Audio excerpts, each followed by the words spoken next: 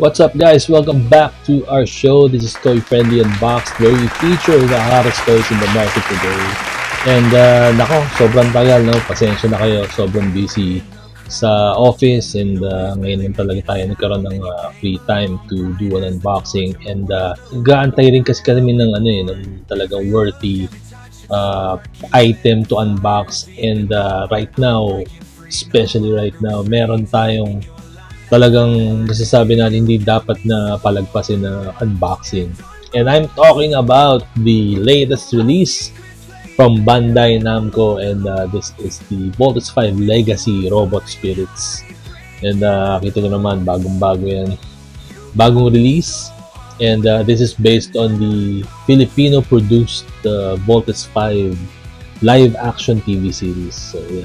Nagbunga rin yung mga iniintay natin guys na mangyari, especially to us Filipinos, dahil number one robot, super robot natin, national super robot si Voltes 5. Please like, comment, subscribe to our channel, and don't forget to hit that notification bell for announcements and future unboxing episodes and other fun stuff. And pag gusto yung bumili ng mga toys like these, please do visit our Facebook page, www.facebook.com/toyfriend. And ano pa antay natin? Here we go!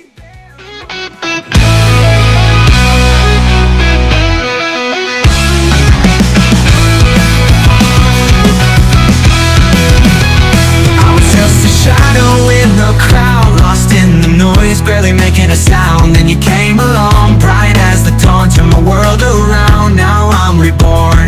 Every look, every touch, it's a spark. You lit the fire deep in my heart. I'm breaking free. So welcome back guys. Ito na nga ang i-unbox natin.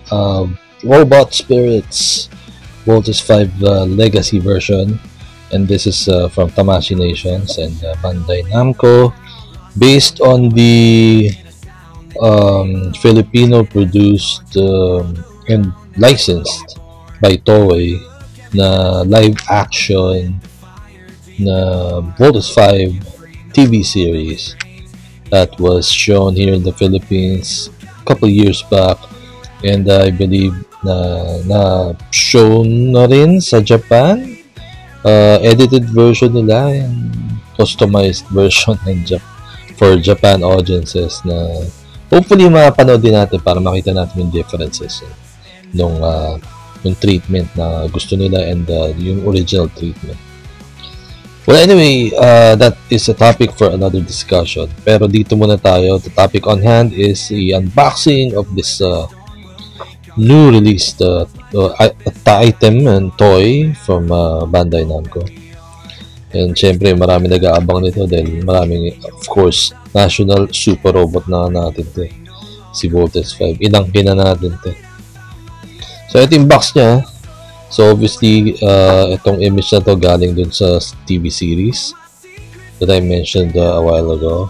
And, makikita na natin yung laruan sa loob. Diba? May glimpse na tayo. Kita-kita natin dyan.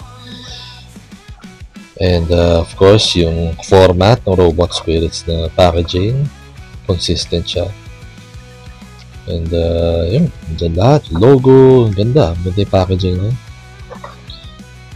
Ganda yung treatment na may window para kita mo na kagad siya sa loob. And at the back, makikita mo yung various poses na pwede mong gawin dito sa figure na to. And FYI, hindi siya na-disassemble, hindi siya nagvo-volt out sa 5 different vehicles. This is an action figure similar to the FA or the full action na Voltes 5 released by Bandai din, Soul of Chogokin FA series. Tingnan natin yung height pero feeling ko mas maliit ng konti ito. Tingnan natin mamaya pag buksan na natin. So, yan. Yung credits. Sa taas. Yun. Pretty standard. Yan. So, may view pa dito ng actual toy sa gilid. So, buksan na natin to para hindi na tayo masabik.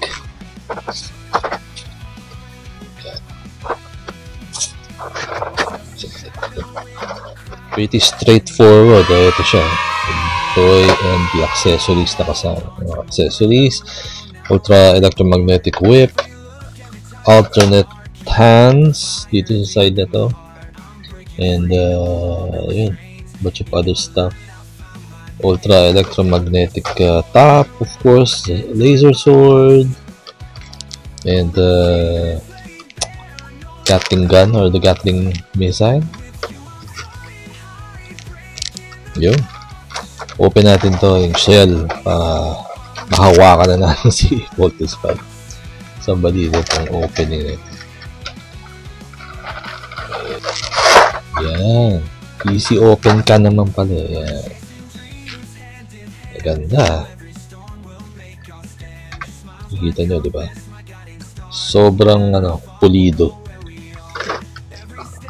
And mind you, plastic lang to, PVC. Wala siyang die-cast parts. So, ang bentahin nito is yung articulation. Yun yung selling point. Nice. Lagsin natin sa case. Para mahipo-hipo natin up close. Yun, no?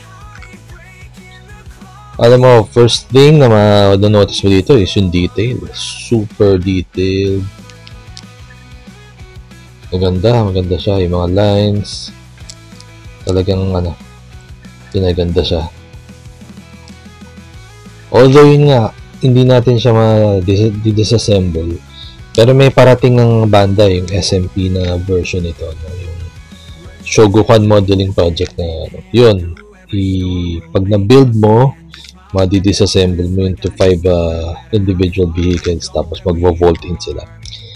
Pero yun ang something to watch out for. Pero dito muna tayo, no? Ito, super articulated daw to based on the other reviews.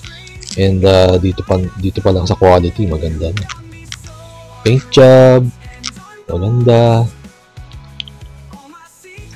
And ano ba? Hindi nga napansin ko, highly detailed. Yan. And doon sa mga nakakakilala naman sa akin, talagang sobrang hindi ko sinasagad yung mga ganyan pag-articulation. Ako basta na-display ko ng maganda, ayos na siya. So, ang gagawin natin is check muna natin yung ibang accessories, kung paano siya ilalagay at paano ipopost dun sa gusto nating post for Voltes 5. So guys, ito nga siya. So, super detailed, gaya ng sinabi ko kanina. And sturdy naman siya. Nakakatayo siya mag-isa. Hindi niya kailangan ng stand or support. And maganda, pati paint job niya. Kung hindi mo siya hawakan, kala mo nga die-cast. So yan, pwede mo siya i-post kahit saan. Marami siyang moving parts. And yun nga, kung ano yung gusto mong post, most probably magagawa mo. Pwede mo siya paluhurin and yung mga iconic posts ni Voltes 5 magagawa mo. Maganda siya. And yun nga, sturdy siya. Yan. So, gagawin natin, check natin yung mga accessories kung paano natin siya ilalagay para ma-enhance yung look ni Voltes 5. Okay guys, so before anything else, akala ko kanina wala instruction booklet meron naman siya instruction sheet nakasama, nakatago lang doon sa loob ng kahon. So dito, you will be treated with illustrations na may directions kung paano mo mag-bend properly. Kasi may mga sensitive parts din itong toy na to, syempre. Hindi naman siya pakal. And at the same time, ang selling point nga niya is articulation. So you have to be very careful also in moving the parts.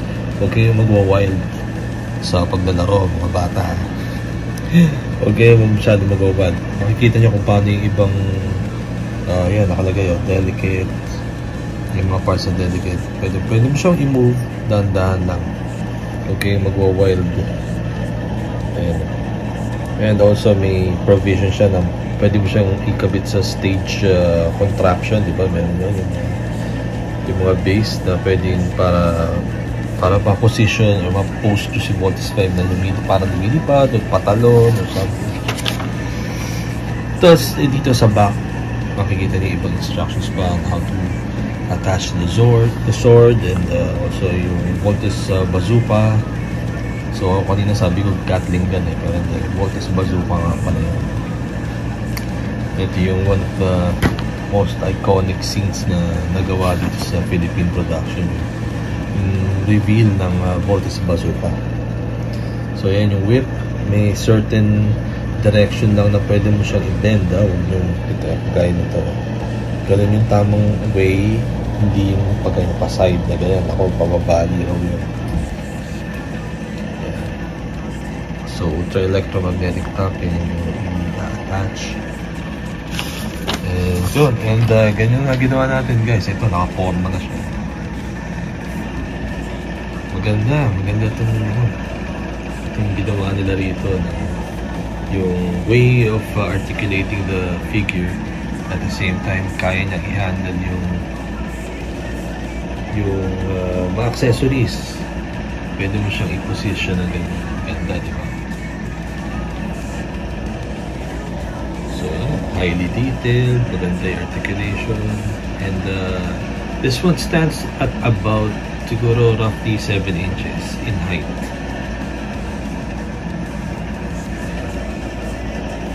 Super cool. So susunod yung Voltes bazooka attach natin. Ito naman guys, kinabit naman natin yung Voltes bazooka niya. Ganda. So ayan, makikita niyo kung paano siya pinopose. And yan, magagamit ko yung pagiging highly articulated figure talaga. Pwede siya ganyan. Ganyan din sa series na lumabas yung Voltes bazooka. Talagang parang kinilabota ka nun. Shades of Transformers. May Transformers naman. Yes. Super astig. Ganda din. Hours and hours of fun. So last but not the least, kabit natin yung laser sword.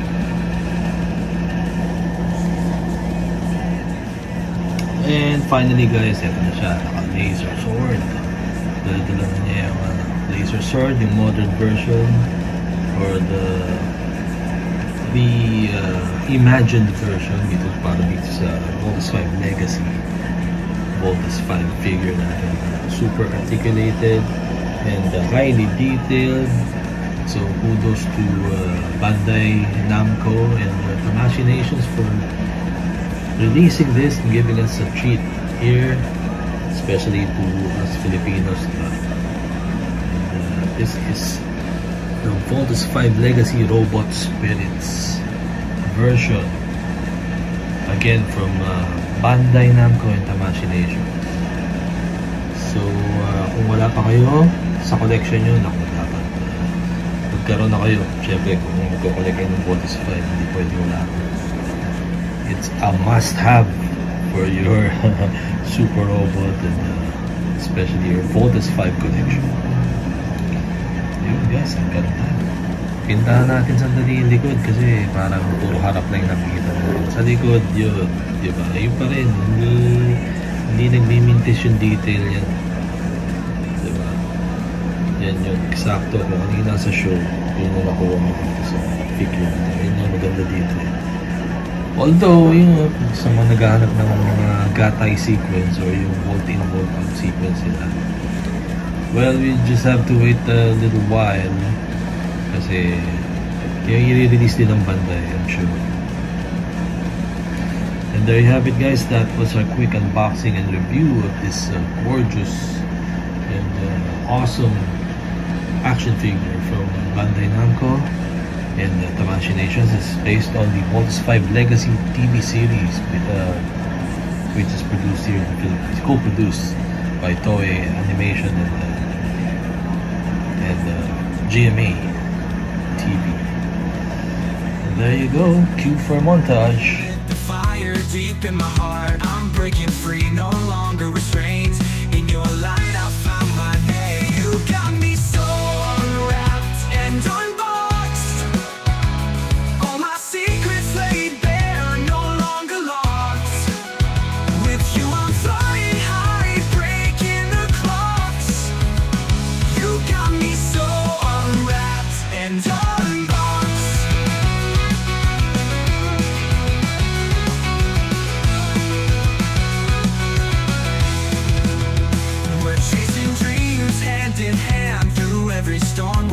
think I'll stand. Your smile's my compass, my guiding star. No matter how far, we'll go where we are. Every step, every breath, it's a dance. In your eyes I found my chance. I'm breaking free, no longer restrained. In your light I found my name. You got me so unwrapped and unboxed. All my secrets laid bare, no longer lost. With you I'm flying high, breaking the clocks. You got me so unwrapped.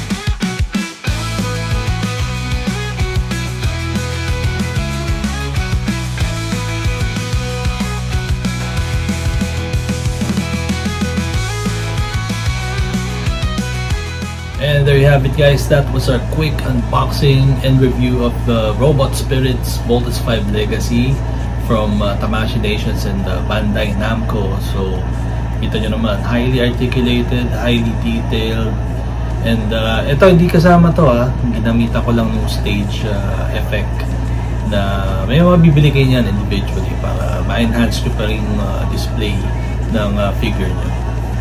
Again, thank you so much for watching. Please like, comment, subscribe to our channel, and don't forget to hit that notification bell for announcements of future unboxing episodes and other fun stuff. And also, please do visit our Facebook store, which is www.facebook.com/toyfriend.